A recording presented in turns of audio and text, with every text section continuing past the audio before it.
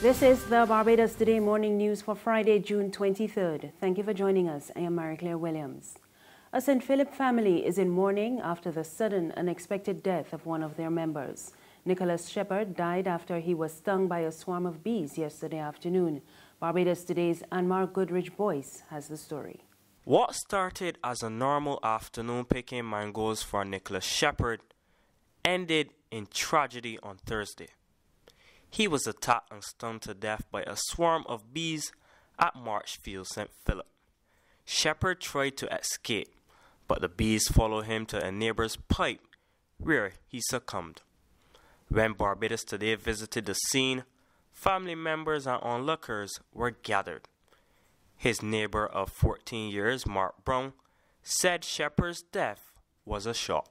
I spotted him up this morning, and I happened to get a call to him washing off my car that ninja dead. So I went like, yeah, me dead. So they tell me bees attack him. But when they get here, then and they make the call to Mr. Gibson, that's the bee person, you know. And we find out the box is a big hive, actually in a box down in the back there, just behind this house here. Police Public Relations Officer, Acting Inspector Roland Cobbler, says Marchfield Road will be closed today between the hours of 9 to 10 a.m. to facilitate the removal of the beehive. Anmar Goodrich-Boyce, Barbados Today. In other news this morning, Chairman of the opposition Barbados Labour Party, George Payne, is calling for the sacking of Finance Minister Chris Sinckler. In a statement issued yesterday, he said the embattled minister should be made to shoulder the blame for the economic ills inflicted on Barbadians over the past 7 years.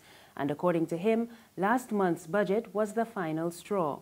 Payne argues that the increased National Social Responsibility Levy, the tax on foreign exchange transactions, and a hike in excise taxes on gas and diesel will cause the cost of living to skyrocket.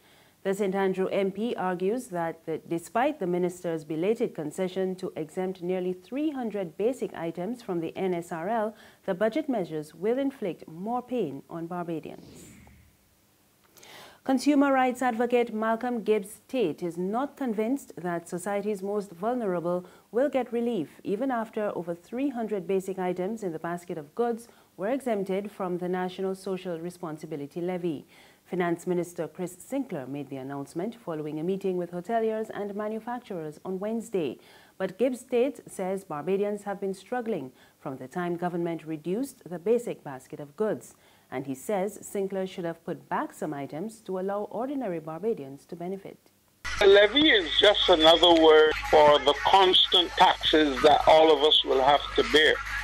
And those who can opt out will do so. Of that I'm certain. And those who have no choice will just have to grin and bear it. But the truth is, it has become very difficult to see all of this other than asinine, to tell the truth. And economist Ryan Strawn shares similar views. He says consumers were already struggling because of the value-added tax that was added to some items a couple of years ago. The reality, though, is that whilst it may not be directly impact the so-called basic food, the government has already introduced VAT on those items. Because in 2015, the government expanded the list of food items that would attract value-added tax, which moved from 0 to 17.5. So really and truly, the government really isn't doing anybody a favor by not applying the NSRL to that, because it's already basically punished the ordinary individual in Barbados by taxing the basic food items, moving from 0 to 17.5%. So this is really not the government doing anybody a favor. The reality is, though, that the cost of everything else around that will still go up. So transportation and freighting, the logistics and all of that will still feed into somewhere. Health officials are raising concern over the high incidence of sexually transmitted infections on the island. Senior Medical Officer of Health responsible for the STI program, Dr. Anton Best, says current data shows high rates of chlamydia, gonorrhea and syphilis in Barbados. Dr. Best says data from 2016 shows a 13.6% prevalence rate of chlamydia, while there was a 2.7% rate of gonorrhea among patients screened at the Lady Mead Reference Unit Lab. About 70% of patients were between 15 and 29 years. There's regional and international news after this short break. Good morning, Phillips & Company, may I help? Oh, certainly. One moment, please. Miss Phillips? Yeah? There's a lady on the line from the Nation newspaper who would like to speak with you. The Nation? Will she go on? Well, they're trying to sell us some ads. Look, don't make me laugh this morning. Ads in the Nation? They're real expensive, and for 1 year, nobody ain't buying them papers no more. Nobody ain't want to steal news. I hear reading Barbados Today online for free.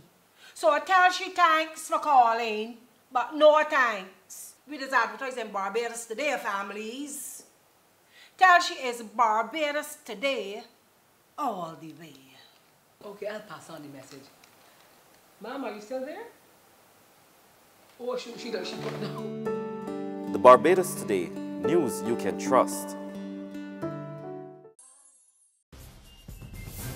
Thank you for staying with us. We're back now with news from the region. Guyana's President David Granger is denying allegations from one of the coalition partners that they are being sidelined.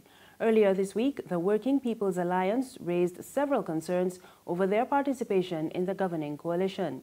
But Granger says that is not the case. The president said he runs a coalition and does not attack his partners. According to the president, he knew the importance of the coalition to social cohesion and inclusionary democracy. I have not expressed any concern. I have not reacted, but I know where we are going. I know the importance of the coalition to social cohesion and to inclusionary democracy and to the future of this country. I don't believe that the business of the coalition could be efficiently and effectively transacted in the media, and I don't do business like that. The WPA said since the APNUFC government took office some 2 years ago, the coalition has never met. The party said they were never consulted on Dr. Rupner Ryan's appointment as Minister of Education. Neither was the party given a voice to his reassignment to the Ministry of the Presidency with responsibilities for the public service. And finally, the UK government says it is carrying out safety checks on an estimated 600 high-rise buildings in England which have exterior cladding panels. This comes after last week's fire at Grenfell Tower block in Kensington, in which at least 79 people died. We get more in this Reuters report. Mr. Speaker, it should never have happened. UK Prime Minister Theresa May telling Parliament on Thursday that cladding tested since last week's disaster had proved flammable. Fire services and local authorities have been told and are taking urgent steps to make buildings safe, May says. Some 79 people are confirmed dead or missing, presumed dead, in the UK's worst fire since World War II. That number could still change. Witnesses and fire experts say cladding that was fitted to the outside of Grenfell Tower during a recent refurbishment appeared to catch alight and wrap the 24-storey building in flames. A public inquiry and criminal investigation is to determine the cause and culpability behind the blaze. British media reports suggest flame-retardant cladding could have been added to Grenfell for just £5,000 extra. The chief executive of Kensington and Chelsea Council, which refurbished the building, resigning Thursday. The council was also accused of giving too little support to relief efforts. And it is right that the chief executive officer has now resigned. Nicholas Holgate saying he was forced out, May welcoming his resignation. May apologised on Wednesday for a failure of the state, local and national to help people when they needed it most. And that's news this morning. You can get more on our website, www.barbadostoday.bb. You can also subscribe to our e-paper, email updates, and like us on Facebook.